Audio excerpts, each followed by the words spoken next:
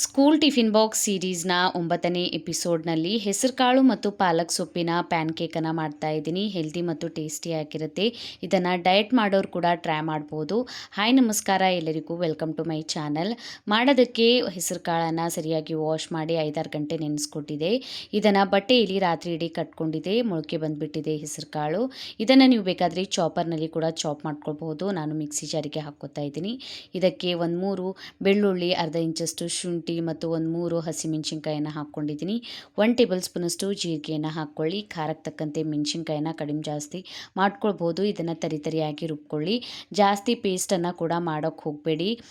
ಈ ಥರ ತರಿಯಾಗಿದ್ದರೆ ತಿನ್ನೋದಕ್ಕೆ ಚೆನ್ನಾಗಿ ಟೇಸ್ಟ್ ಬರುತ್ತೆ. ಇದನ್ನು ಒಂದು ಬೌಲಿಗೆ ತೆಕ್ಕೊಂಡಿದ್ದೀನಿ. ಸಣ್ಣ ಕಟ್ ಮಾಡ್ಕೊಂಡಿರುವಂತಹ ಈರುಳ್ಳಿಯನ್ನು ಹಾಕ್ಕೊಂಡಿದ್ದೀನಿ. ಇದರೊಳಗೆ ನೀವು ಬೇಕಾದರೆ ಕ್ಯಾರೆಟನ್ನು ಕೂಡ ಹಾಕ್ಕೊಳ್ಬೋದು. ಚಾಪರ್ನಲ್ಲಿ ಚಾಪ್ ಮಾಡ್ಕೊಂಡ್ಬಿಟ್ಟು 1 ಕಪ್ಪಷ್ಟು ಪಾಲಕನ್ನು ಸಣ್ಣ ಕಟ್ ಮಾಡಿ ಹಾಕ್ಕೊಂಡಿದ್ದೀನಿ. ಸ್ವಲ್ಪ ಕೊತ್ತಂಬರಿ ಸೊಪ್ಪನ್ನು ಹಾಕ್ಕೊಳ್ಳಿ. ರುಚಿಗೆ ತಕ್ಕಷ್ಟು ಉಪ್ಪನ್ನು ಸೇರಿಸ್ಕೊಂಡಿದ್ದೀನಿ. ಅರ್ಧ ಕಪ್ಪಷ್ಟು ಕಡಲೆ ಹಿಟ್ಟನ್ನು ತೊಗೊಂಡಿದ್ದೀನಿ. ಸ್ವಲ್ಪ ಹಿಟ್ಟನ್ನು ಹಾಕ್ಕೊಳ್ಳಿ. ಇದಕ್ಕೆ ನೀವು ಕಡಲೆ ಹಿಟ್ಟಿನ ಬದಲಿಗೆ ಅಕ್ಕಿ ಹಿಟ್ಟು ಅಥವಾ ಜೋಳದ ಹಿಟ್ಟನ್ನು ಕೂಡ ಬಳಸ್ಕೊಳ್ಬೋದು. ಹಿಟ್ಟನ್ನು ಜಾಸ್ತಿ ಹಾಕ್ಕೊಳ್ಳೋದಕ್ಕೆ ಹೋಗಬೇಡಿ. ಇದರೊಳಗೆ ನಾನು ನೀರನ್ನು ಬಳಸದೆ ಪಾಲಕ್ ಸೊಪ್ಪಿನಲ್ಲಿರುವಂತಹ ನೀರು ಮತ್ತು ಹೆಸರು ಕಾಳಿನಲ್ಲಿರುವಂತಹ ನೀರಿನಿಂದಲೇ ಹಿಟ್ಟನ್ನು ಕಲಿಸ್ಕೊಳ್ಬೇಕು. ಈ ಹಿಟ್ಟು ಜಾಸ್ತಿ ತೆಳುವಾಗಿಯೂ ಇರಬಾರ್ದು ಮತ್ತು ಜಾಸ್ತಿ ಗಟ್ಟಿನೂ ಇರಬಾರ್ದು. ಈ ರೀತಿ ತಟ್ಕೊಳ್ಳೋದಕ್ಕೆ ಬರಬೇಕು ನಮಗೆ. ಆ ಥರ ಕನ್ಸಿಸ್ಟೆನ್ಸಿಯಲ್ಲಿ ಹಿಟ್ಟನ್ನು ಹಾಕ್ಕೊಂಡ್ಬಿಟ್ಟು ನಾವು ಕಲಿಸ್ಕೊಳ್ಬೇಕು. ಇನ್ನೊಂದು ಸ್ವಲ್ಪ ಕಡಲೆ ಹಿಟ್ಟನ್ನು ಹಾಕಿ ಈ ರೀತಿ ಕನ್ಸಿಸ್ಟೆನ್ಸಿವರೆಗೂ ನಾನು ಹಿಟ್ಟನ್ನು ಮಿಕ್ಸ್ ಮಾಡ್ಕೊಂಡಿದ್ದೀನಿ. ಈಗ ಹಂಚನ್ನು ಬಿಸಿ ಮಾಡ್ಕೊಂಡ್ಬಿಟ್ಟು ಹಂಚ ಮೇಲೆ ಸ್ವಲ್ಪ ಎಣ್ಣೆಯನ್ನು ಸ್ಪ್ರೆಡ್ ಮಾಡ್ಕೊಳ್ಳಿ. ಇದರ ಮೇಲೆ ಈಗ ನಾವು ಈ ರೀತಿ ಕೈಗೆ ನೀರನ್ನು ಹಚ್ಕೊಂಡ್ಬಿಟ್ಟು ಇದನ್ನು ತಟ್ಕೊಳ್ಳಿ. ಪ್ಯಾನ್ ಕೇಕ್ ಥರ ಈ ರೀತಿ ಸಣ್ಣ ಸಣ್ಣ ಪ್ಯಾನ್ ಕೇಕ್ ಥರ ಮಾಡಿಕೊಟ್ರೆ ಮಕ್ಕಳು ಇಷ್ಟಪಟ್ಟು ತಿಂತಾರೆ. ತಟ್ಕೊಂಡ್ಬಿಟ್ಟು ಮೇಲ್ಗಡೆಯಿಂದ ಸ್ವಲ್ಪ ಬಿಳಿ ಎಳ್ಳನ್ನು ಹಾಕ್ಕೊತಾ ಇದ್ದೀನಿ. ನೋಡೋದಕ್ಕೆ ಸರಿಯಾಗಿ ಕಾಣುತ್ತೆ. ಹಾಕ್ಕೊಂಡ್ಬಿಟ್ಟು ಒಂದ್ಸಲ ಇದನ್ನು ಸ್ವಲ್ಪ ಕೈಯಿಂದ ಪ್ರೆಸ್ ಮಾಡ್ಕೊಳ್ಳಿ. ಸರಿಯಾಗಿ ಅಂಟ್ಕೊಳ್ಳುತ್ತೆ. ಮೇಲ್ಗಡೆ ತುಪ್ಪ, ಬೆಣ್ಣೆ, ಎಣ್ಣೆ ಏನು ಬೇಕಾದರೂ ಹಾಕ್ಕೊಳ್ಬೋದು. ನಾನು ಎಣ್ಣೆಯನ್ನು ಹಾಕ್ಕೊಂಡಿದ್ದೀನಿ. ಹಾಕ್ಕೊಂಡ್ಬಿಟ್ಟು ಲಿಡ್ಡನ್ನು ಕ್ಲೋಸ್ ಮಾಡಿ ಸರಿಯಾಗಿ ಒಂದು ಕಡೆಯಿಂದ ಬೇಯೋದಕ್ಕೆ ಬಿಡಿ. ಆಮೇಲೆ ಲಿಡ್ಡನ್ನು ತೆಕ್ಕೊಂಡ್ಬಿಟ್ಟು ಇದನ್ನು ತಿರುಗಿಸ್ಕೊಳ್ಬೇಕು. ಈ ರೀತಿ ತೆಕ್ಕೊಂಡ್ಬಿಟ್ಟು ತಿರುಗಿಸ್ಕೊಳ್ಳಿ.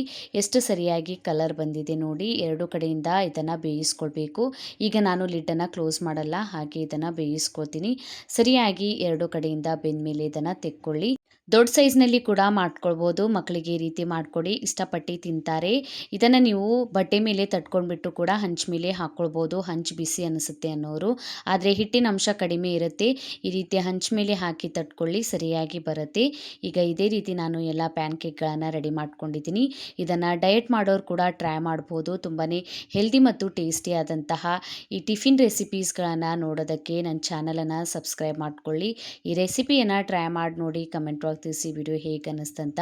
ವಿಡಿಯೋ ಇಷ್ಟ ಆಗಿದ್ದರೆ ವಿಡಿಯೋಗೊಂದು ಲೈಕ್ ಮಾಡಿ, ಫ್ಯಾಮಿಲಿ ಮತ್ತು ಫ್ರೆಂಡ್ಸ್ ಜೊತೆ ಶೇರ್ ಮಾಡ್ಕೊಳ್ಳಿ. ಇದೇ ರೀತಿಯ ವೀಡಿಯೋಸನ್ನು ನೋಡೋದಕ್ಕೆ ನನ್ನ ಚಾನಲನ್ನು ಸಬ್ಸ್ಕ್ರೈಬ್ ಮಾಡ್ಕೊಳ್ಳಿ. ಬೆಲ್ ಐಕನನ್ನು ಪ್ರೆಸ್ ಮಾಡ್ಕೊಳ್ಳಿ. ನಂಗೆ ನೀವು ಇನ್ಸ್ಟಾಗ್ರಾಮ್, ಫೇಸ್ಬುಕ್ಕಿಗೂ ಫಾಲೋ ಮಾಡ್ಬೋದು. Thank you for watching.